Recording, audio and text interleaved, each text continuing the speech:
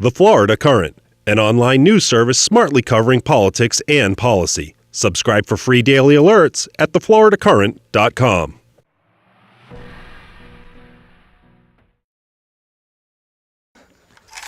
Gun control legislation intended to save lives may deny thousands of Floridians the right to buy a gun.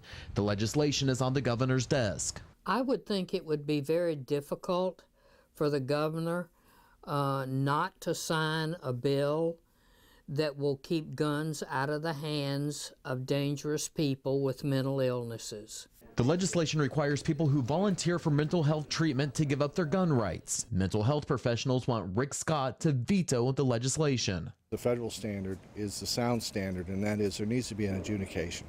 Supporters say the bill would only cover people who would otherwise be committed under the Baker Act. Commitment requires a diagnosis of mental illness and considered harmful to themselves or others.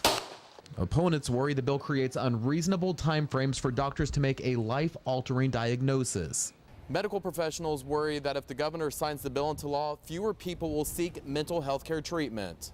I think that the people who have to implement this bill are going to find that it's a lot more complicated and difficult to implement than anybody envisioned.